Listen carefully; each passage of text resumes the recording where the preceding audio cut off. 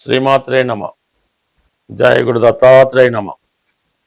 ఈ వీడియోలో మనం సింహరాశి వారికి మార్చి 15 నుంచి 21వ తారీఖు మధ్యలో జరగబోయే వార ఫలాలు పరిశీలించినప్పుడు మరి సింహరాశి వారికి ఈ వారం అంతా కూడా సప్తమ స్థానంలో 3 గ్రహాలు, అష్టమ స్థానంలో 3 గ్రహాలు సంచరించడం జరుగుతుంది.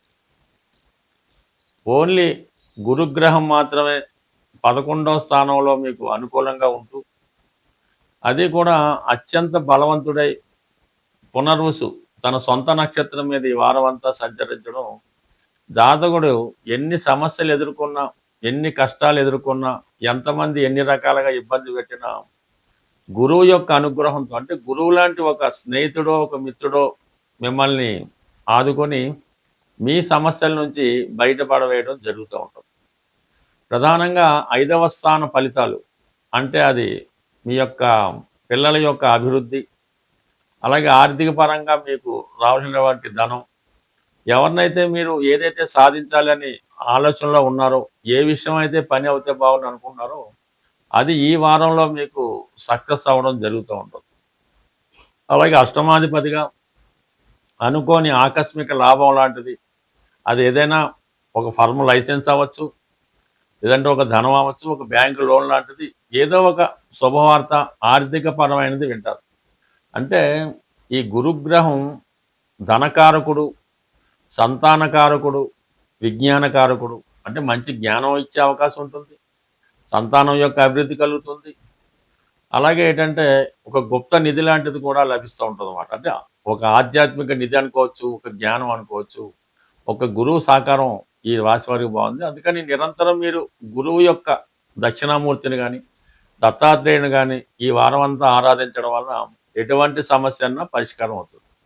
అయితే సప్తమ స్థానంలో కుజగ్రహం, ఇది కొంతవరకు ఈ రాశి వారికి కుజుడు శుభుడైనప్పటికీ కూడా సప్తమ స్థాన సంచారం అక్కడ ఉన్నటువంటి రాహుతో కలిసి ఉండడం వల్ల మీ యొక్క జీవిత భాగస్వామితో విభేదాలు రావడం కానీ, జీవిత భాగస్వామి కొన్ని అనుకోని సమస్యలు రావడం కానీ జరిగే అవకాశం ఉంది. వాళ్ళకైనా కొద్ది దగ్గర బంధువులకు ఇబ్బంది రావడం, ఏదో రకంగా ఆవిడ స్ట్రగుల్ పడడం జరుగుతూ ఉంటుంది. అలాగే పార్ట్నర్స్ ఇతరులతో కలిసి మీకు ఇబ్బంది పెట్టే ప్రయత్నం చేస్తుంటారు. అది మీ పార్ట్నర్స్ అవ్వచ్చు, మీ దగ్గర కింద పనిచేసే వ్యక్తులు కూడా మీకు అపకారం చేసే ప్రయత్నంలో ఎదుట వారితో, అంటే అపోజిషన్ వారితో కలిసి ఇబ్బంది పెట్టే సూచనలు కనబడుతుంటాయి.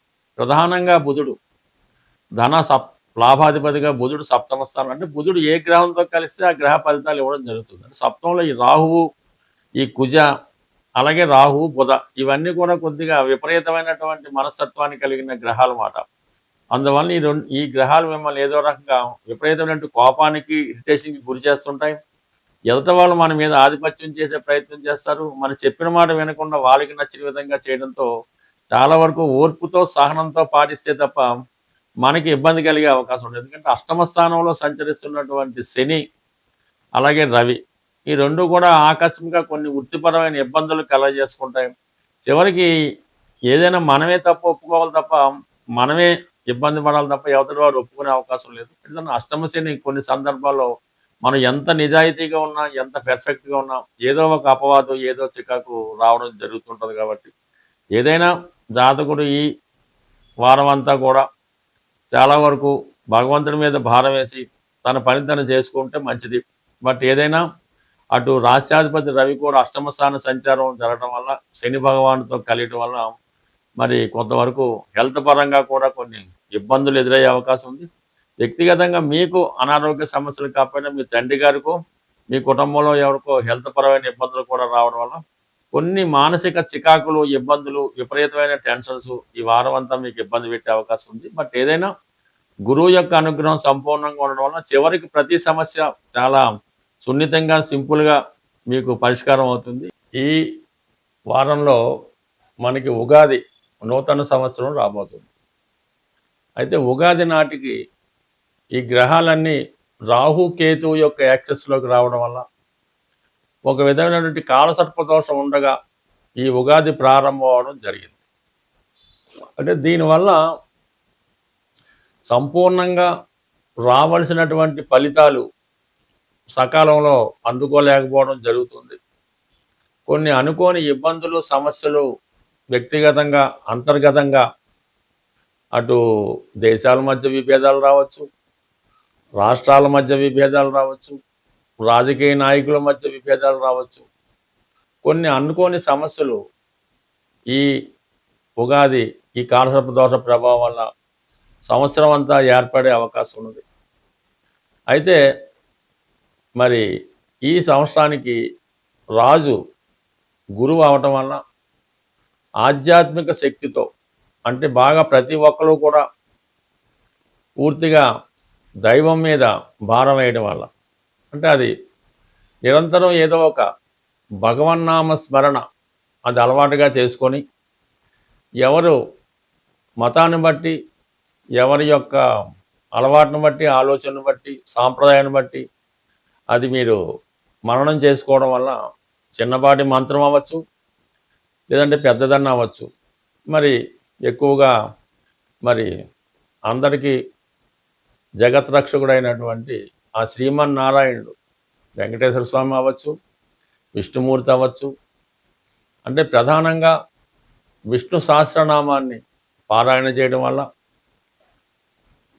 లేదంటే మీకు ఇష్టమైనటువంటిది లలితా సహస్రనామం, శివనామస్మరణం, గోవిందనామాలో ఏవో ఒకటి రోజు వీలు లేకపోతే వారంకోసారి ఇలా చేయడం వల్ల, ఎక్కువ పుణ్య కార్యక్రమాల్లో పాల్గొనడం వల్ల అటు ప్రపంచ దేశాలతో పాటు మనము కూడా సుభిక్షంగా ఉండే అవకాశం ఉంటుంది. కాబట్టి ప్రతి ఒక్కరూ అంటే ఈ సంవత్సరం గురువు రాజవటం వల్ల ఇది మీకు మంచి ఫలితం జరిగే అవకాశం ఉంది.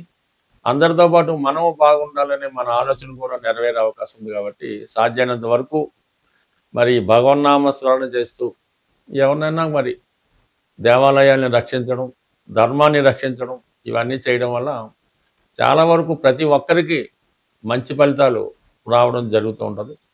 అలాగే ఈ ఉగాది రోజు మీకు కామన్గా మరి ఎవరైతే తొందరగా వివాహం జరగాలి, లేదంటే ఉద్యోగం రావాలి అని కోరుకుంటున్నారో, ఈరోజు వాళ్ళు కనీసం అంటే ఈ నవధాన్యాల్లో ప్రధానంగా 3 పెసలు, మినుములు, కందులు, గోధుమలు ఏవో ఒక 3 ప్రధానంగా తీసుకొని మీ పిడికిలతో ఒక్కొక్క పిడికలతో ఒక్కొక్క, అంటే 3 తీసుకోండి. ఒక పిడికలతో మినుములు అవ్వచ్చు, పెసలు అవ్వచ్చు, గోధుమలు అవ్వచ్చు, కందులు అవ్వచ్చు, ఇది 3 పిడికలు ఒకే పాత్రలో పోసి చక్కగా నానబెట్టి, అవి నానిన తర్వాత ఏదైనా గోవుకి, చక్కని కామధేనుకో గోవుకో అది పెట్టడం వల్ల ఆ గోవు తింటుండగా మీరు గోవు చుట్టూ 3 ప్రదక్షిణలు చేసి ఆ గోవుకి నమస్కారం చేయడం వల్ల, ఇంకా అవకాశం ఉన్నవాళ్ళు గోపూజది చేసుకుంటే చాలా మంచిది.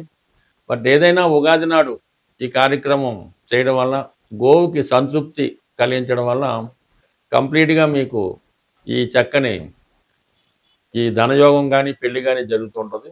ఈ మధ్యకాలంలో బాగా సక్సెస్ఫుల్ రెమెడీ ఏంటంటే, ఈ బంగారు సిల్వర్ అమ్మే షాపుల్లో ఆవు దూడతో చేసినటువంటి, అంటే ఆవు దూడ వెండితో చేసినటువంటి చిన్న ప్రతిమ, ఒక 3 గ్రాములు 5 గ్రాములు అయినా పర్లేదు, అవి రెడీమేడ్గా దొరుకుతున్నాయి.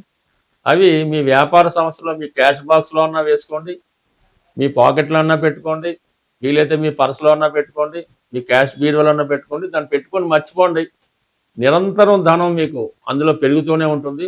ఈ వెండితో చేసినటువంటి ఆవు దూడ బొమ్మ మీ క్యాష్ బాక్స్లో పెట్టుకున్నా, మీ దగ్గర ఉంచుకున్నా, మీకు ధనానికి లోటు రాకుండా 100% పనిచేస్తుంది.